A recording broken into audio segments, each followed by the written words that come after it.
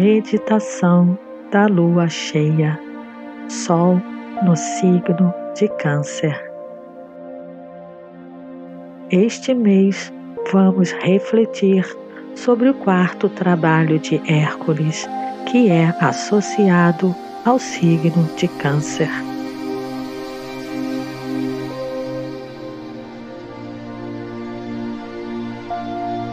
A nota-chave para o signo de Câncer é: eu construo uma casa iluminada e nela habito.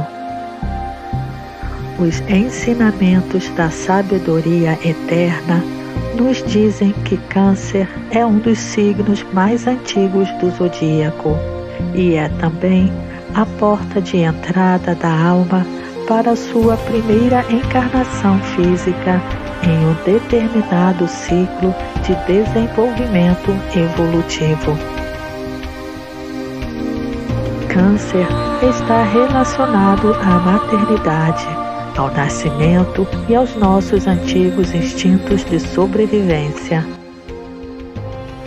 Num certo ponto do processo evolutivo, a centelha da mente, também conhecida como alma, foi introduzida ao homem animal, o homem primitivo. Esse foi um marco importante do desenvolvimento da raça humana, pois foi nesse período que o reino humano surgiu a partir do reino animal. O reino humano tornou-se então a ponte entre o reino animal e o reino espiritual. Nesse período, na época de Lemúria, o Sol estava no signo de Câncer. Nesse mesmo contexto, Câncer é também conhecido como a luz dentro da forma. Essa é uma referência à luz difusa da própria matéria, aquela que aguarda o estímulo da luz da alma.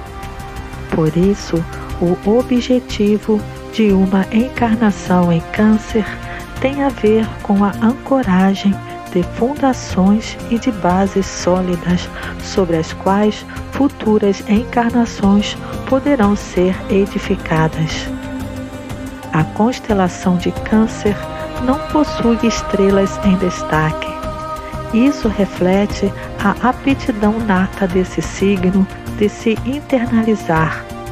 E essa é uma das razões pelas quais Câncer está sempre preocupado com sua casa e tenta fazer dela um lugar seguro para viver.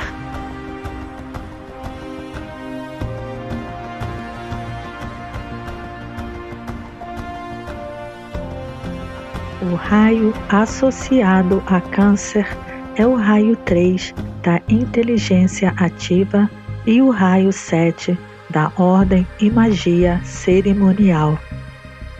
O raio 3 da inteligência ativa é chamado de raio-mãe, pois é da mente que emerge toda a manifestação.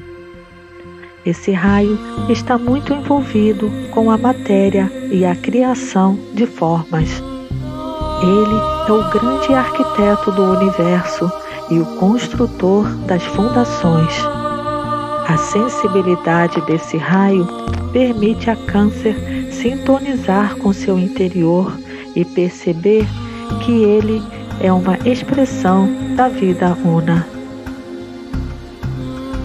O raio 7 da ordem e magia cerimonial no signo de Câncer infunde ativamente o espírito na substância da matéria com a qual ele trabalha. O símbolo de Câncer é representado por 2 garras de caranguejo. Isso mostra a dificuldade de Câncer de desapegar de tudo a que se agarram. Uma outra interpretação desse símbolo é a que o relaciona aos seios de uma mulher, representando a natureza cuidadora e protetora desse signo. O oposto polar de Câncer é Capricórnio. Capricórnio e Câncer representam dois grandes portões, de acordo com a sabedoria eterna. Capricórnio, um signo de terra, representa o portão para a vida espiritual, enquanto que Câncer, um signo de água, representa o portão para a vida da forma. O governante ortodoxo de Câncer é a Lua. A Lua transmite o raio 4 da harmonia através do conflito. A Lua governa a resposta coletiva, inconsciente do homem, que é instintual e baseada nos desejos da personalidade. Ela também revela o que está oculto em nossa mente inconsciente. A Lua em Câncer indica que o crescimento da alma ocorre quando o indivíduo aprende sobre a importância do desapego emocional. O governante esotérico de Câncer é Netuno. Netuno transmite o raio 6 da devoção e idealismo abstrato. Quando o ser humano avança, Netuno se torna seu governante. Netuno é o planeta do amor universal. Ele revela a consciência da unidade que existe nas mais variadas formas e a interconectividade que existe entre tudo no universo. Netuno é o canal do raio 6 da devoção e idealismo abstrato. Assim, muitas das lições de Câncer envolvem o serviço devocional aos outros, bem como o desapego emocional. A natureza devocional desse serviço implica não pedir ou esperar nada em troca.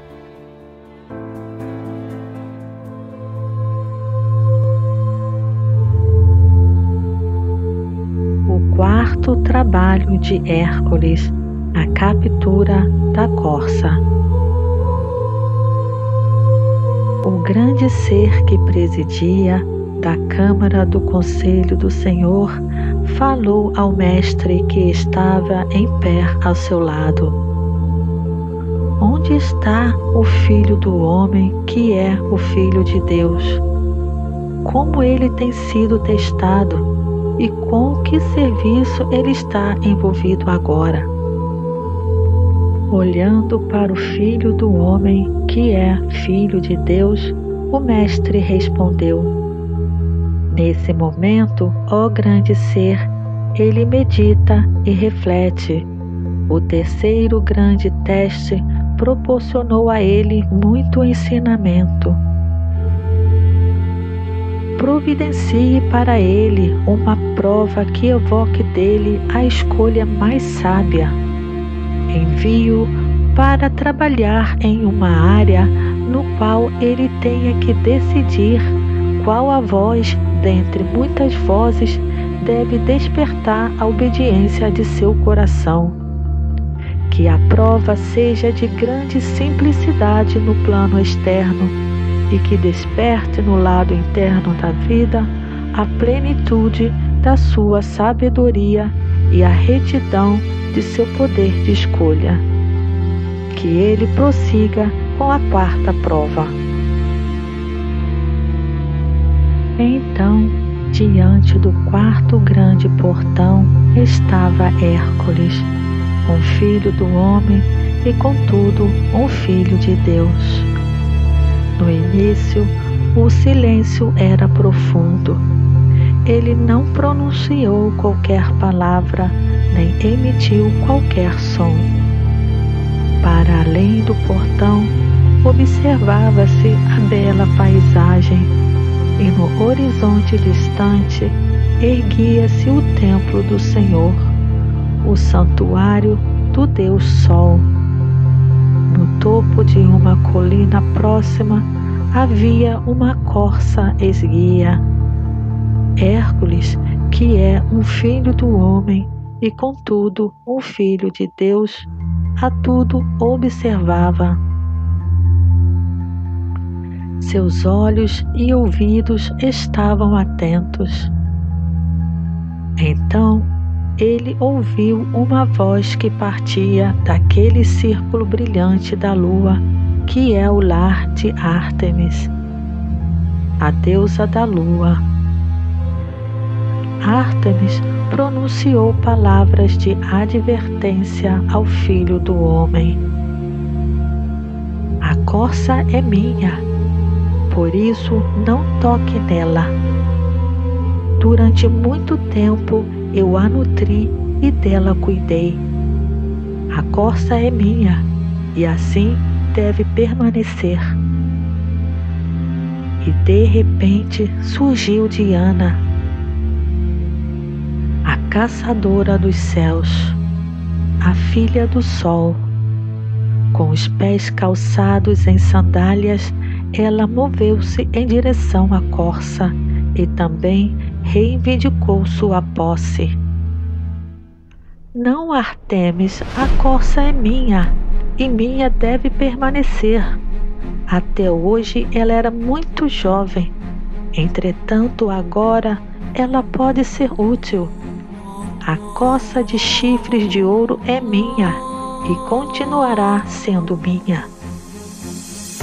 Hércules, parado entre os pilares do portão, observava e ouvia a disputa e imaginava por que as duas moças disputavam a posse da corça. Então uma outra voz soou em seus ouvidos. Era uma voz de comando que dizia: Ó Hércules, a corça não pertence a nenhuma das moças, mas ao Deus cujo santuário podes ver sobre aquele monte distante. Precisas resgatá-la e levá-la ao santuário para que permaneça lá no local seguro. Uma coisa simples de fazer, ó filho do homem. Reflita bem sobre minhas palavras. Sendo um filho de Deus, você pode procurar e pegar a corça. Vá em frente. Assim, através do quarto portão, saiu Hércules, deixando para trás todos os presentes que havia recebido, para que eles não o atrapalhassem durante a caçada frenética que o esperava. À distância, as moças em disputa tudo observavam. Ártemis, a deusa da lua, e Diana, a bela caçadora dos bosques divinos, seguiam os movimentos da corça e, quando uma oportunidade surgia, tentavam iludir Hércules, procurando anular seus esforços. Ele perseguiu a corça de um ponto a outro, enquanto cada uma delas, sutilmente, por muitas vezes, o enganava. Assim, durante um ano inteiro, o Filho do Homem, que é um Filho de Deus, seguiu a corça por toda parte. Ele captava vários vislumbres de sua forma e em seguida observava seu desaparecimento na segurança dos densos bosques. De colina em colina e de bosque em bosque, ele a perseguiu, até que à margem de uma tranquila lagoa, estendida sobre uma grama ainda não pisada, ele a viu dormindo, exausta pela fuga. Com passos silenciosos, mãos estendidas e olhar firme, ele atirou uma flecha em direção à corça, ferindo-a no pé. Emocionado com toda a vontade que possuía, ele aproximou. A corça não se moveu. Assim, ele a tomou em seus braços, colocando-a junto ao seu coração. Ártemis e Diana a tudo observava. A busca acabou, exclamou Hércules. Para a escuridão do norte fui levado e não encontrei a corça. Na floresta escura e profunda eu lutei para abrir caminho, mas não a encontrei.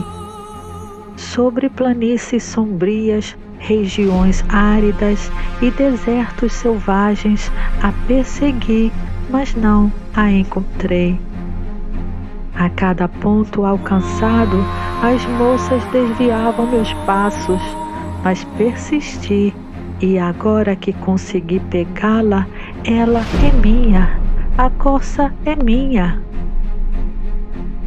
Não, Hércules, disse a voz daquele que permanecia ao lado do grande ser que preside no interior da Câmara do Conselho do Senhor. A corça não pertence a um filho do homem, mesmo sendo ele também um filho de Deus. Leve a corça para o santuário distante, onde habitam os filhos de Deus, e deixe-a lá com eles. Por que tem que ser assim, ó sábio mestre? A corça é minha, porque por ela muito procurei. Ela é minha, porque também a mantenho junto ao meu coração. Não és tu um filho de Deus, embora um filho do homem? E o santuário também não é a sua morada? E não compartilhas tu da vida de todos aqueles que lá habitam? Disse o mestre. Leva a corça sagrada para o santuário de Deus e deixe-a lá, ó Filho de Deus. Então, para o santuário sagrado de Micenas, Hércules levou a corça e deixou-a no centro do lugar sagrado. E quando a corça foi colocada diante do Senhor, ele notou em seu pé a ferida causada pela flecha do arco que ele usara. A corça era sua por direito de busca. A corça era sua por direito de habilidade e pela destreza de seu braço. Então ele disse: a corça, portanto, é duplamente minha.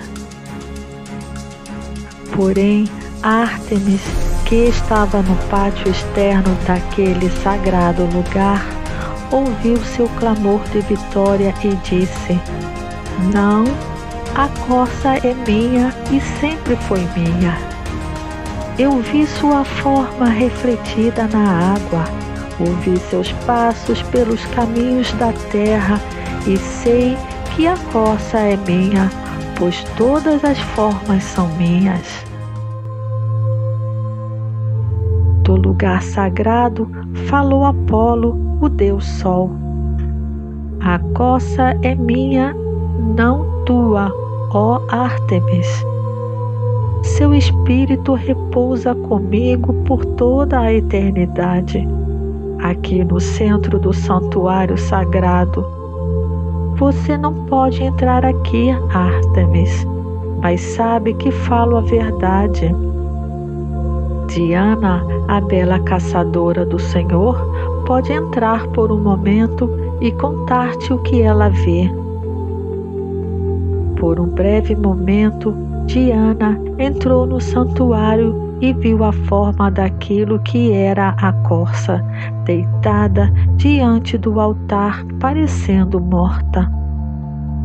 E angustiada, ela disse: mas se seu espírito permanece contigo, ó grande Apolo, nobre filho de Deus, então sabes que a corça está morta.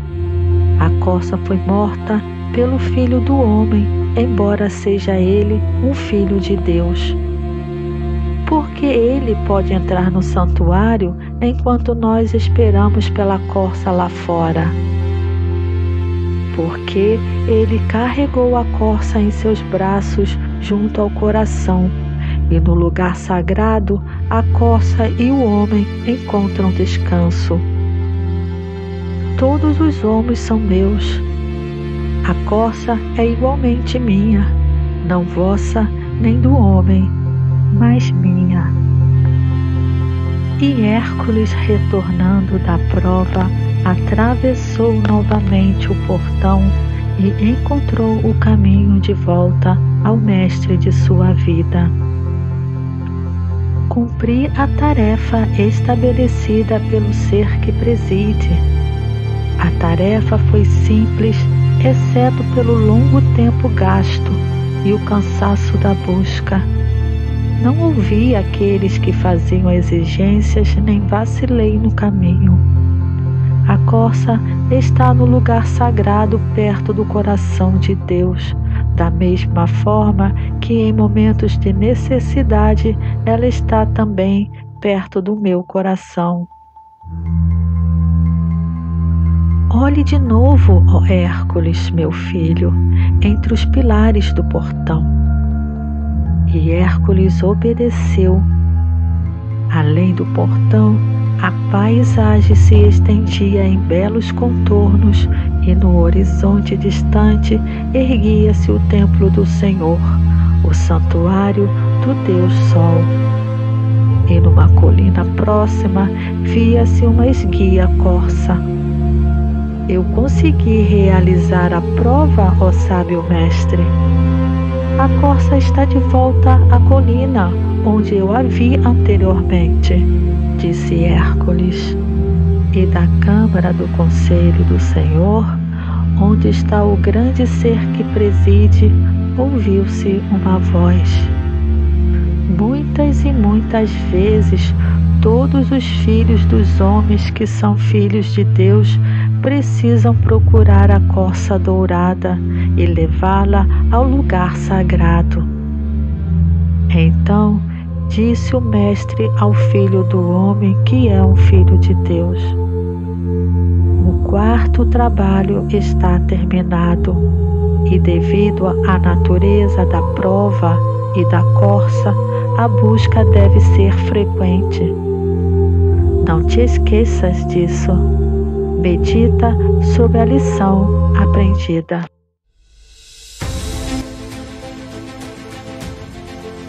Reflexão sobre o quarto trabalho. Câncer é o último dos 4 signos preparatórios. Para o aspirante, o objetivo geral do trabalho durante os 4 primeiros signos é preparar e aprender a usar o equipamento emocional, mental e físico para estar apto ao trabalho no plano físico. Ao analisarmos o quarto trabalho, é importante refletir sobre a associação que existe entre o número 4 e o signo de Câncer, que é o 4º signo do zodíaco. O número 4, representado pelo quadrado, é também uma representação do mundo físico. É o número da ordem e dos ciclos naturais, as 4 estações do ano, os 4 elementos, os 4 estados da matéria e muitos outros. O reino humano é o 4º reino da natureza. O centro que contém o princípio da vida é o centro cardíaco, ou chakra do coração, que é o 4º chakra. O estado de consciência que a humanidade tem como meta atingir é a consciência do 4º plano, também conhecido como búdico ou intuitivo. Quando o indivíduo está no caminho iniciático e a 4ª iniciação é alcançada, o anjo solar tendo desempenhado sua função durante muitas encarnações, transfere sua responsabilidade para a alma humana, e a partir desse momento, o anjo parte para continuar sua própria evolução. Vimos que a corça era sagrada para Ártemis, a deusa da lua, que representa as emoções, bem como para Diana, a caçadora, que representa a personalidade, e também para Apolo, o deus Sol, que reconhece na corça a intuição.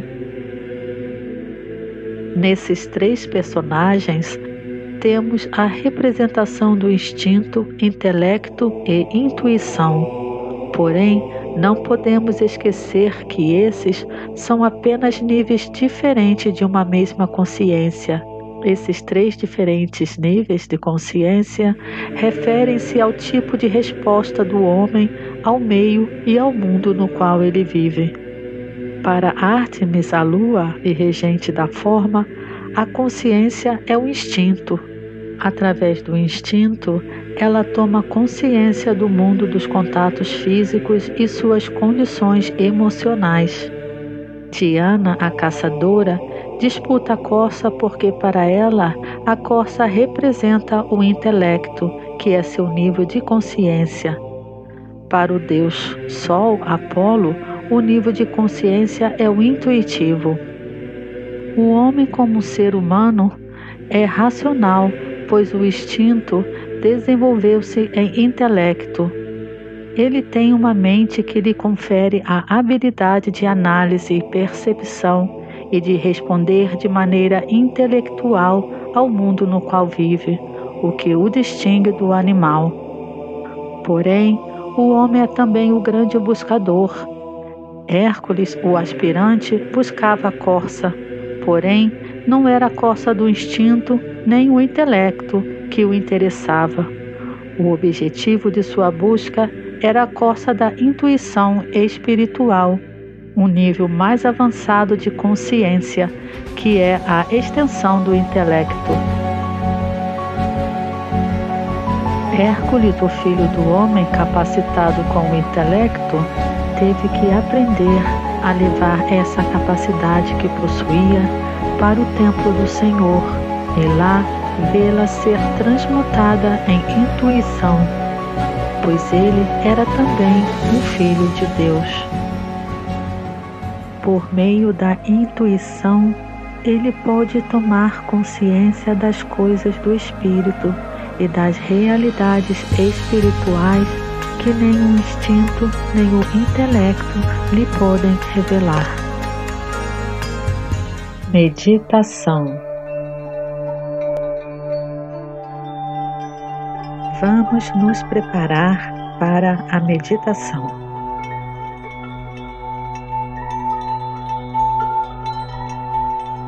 Sente-se confortavelmente com a coluna ereta. Respire de maneira suave e rítmica. Permita que o ar viaje por todo o seu corpo. Observe como ele acalma e leva suavidade e gentileza para dentro de você.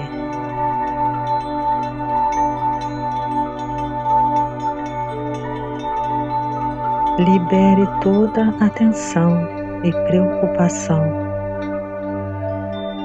Seu corpo emocional, mental e físico vão ficando relaxados à medida que você mantém o foco em sua mente. Focalize no ponto entre as sobrancelhas. Mantenha por um instante o foco de sua atenção nessa região.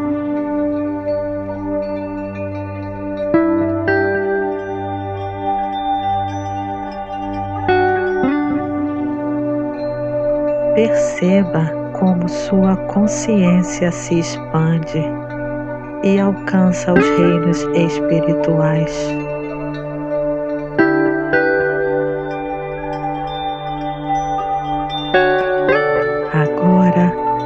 identifique-se com seu eu verdadeiro, sua alma. Perceba o amor e sabedoria que ela emana. Una sua alma com as almas de todas as pessoas de boa vontade em todo o mundo. Em seguida, visualize a alma desse grupo se unindo com a alma una da humanidade.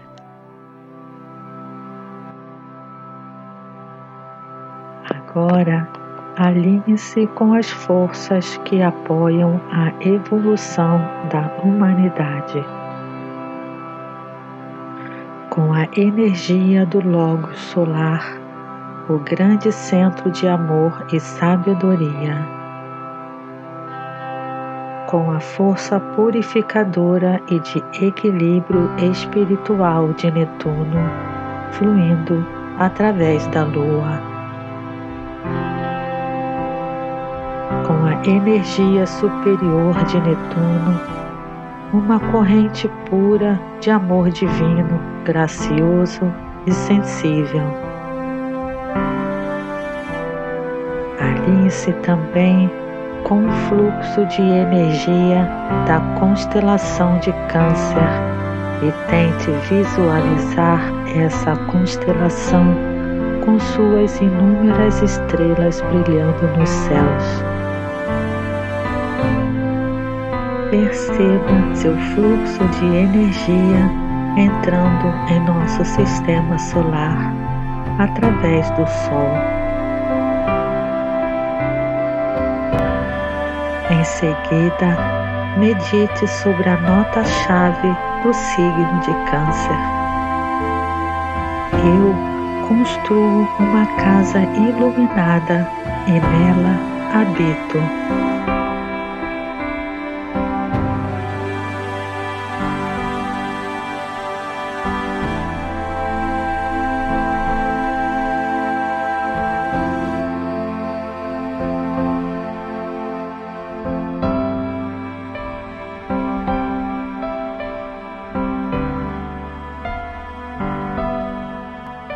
Com gratidão e humildade, vamos agora oferecer nossas saudações aos mestres e ao chefe da hierarquia, o Cristo.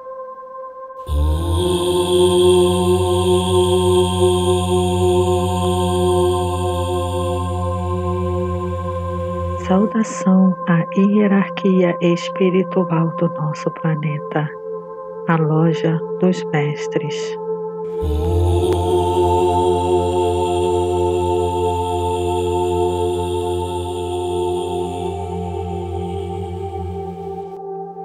Saudação aos 3 mestres que se ocupam mais precisamente de inspirar e de estimular a manifestação do amor nos corações dos homens e treinar os discípulos. Saudação ao Mestre Moria.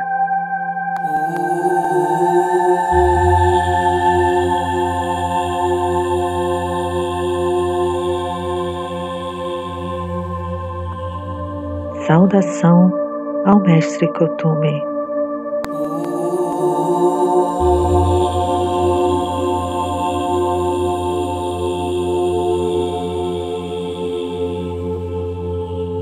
Saudação ao Mestre Joao.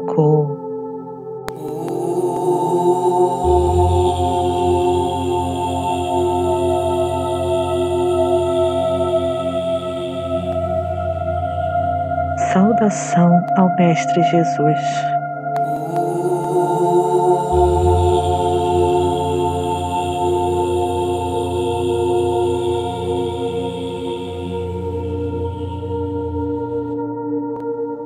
Saudação ao nosso Mestre interno, aquele que está sentado no trono do nosso coração.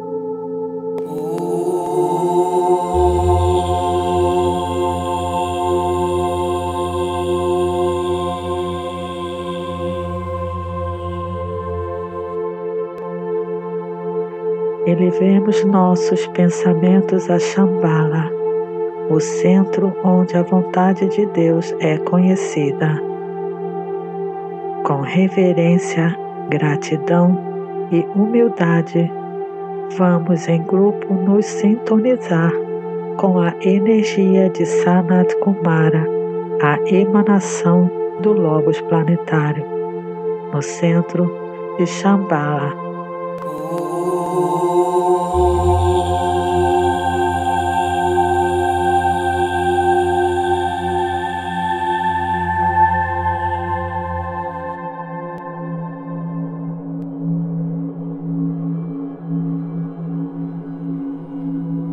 Momento da lua cheia. Vamos agora permanecer em meditação.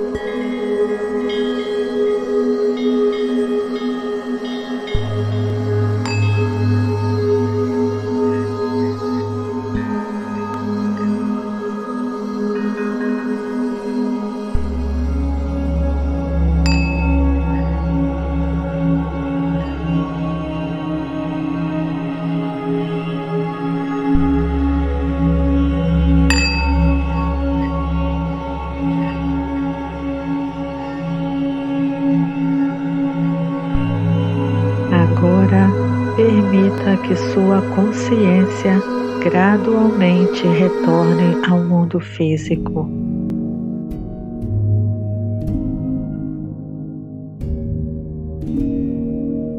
Aceite essa experiência interior como válida, que o amor da alma una, focalizada em nosso grupo, seja irradiado para todas as nações, curando e dissipando tudo o que dificulta a união entre os seres humanos. Que a paz e as bênçãos dos grandes seres pairem sobre todo o mundo. Vamos encerrar abençoando a humanidade com a grande invocação e com o soar da palavra sagrada Om 3 vezes. A grande invocação. Do ponto de luz na mente de Deus, que flua a luz às mentes dos homens, que a luz desça à terra. Do ponto de amor no coração de Deus, que flua amor aos corações dos homens, que o Cristo volte à terra. Do centro onde a vontade de Deus é conhecida, que o propósito guie as pequenas vontades dos homens, o propósito que os mestres conhecem e servem. Do centro a que chamamos raça dos homens, cumpra-se o plano de amor e luz, e que ele cele a porta onde mora o mal. Que a luz, o amor e o poder restabeleçam o plano na terra.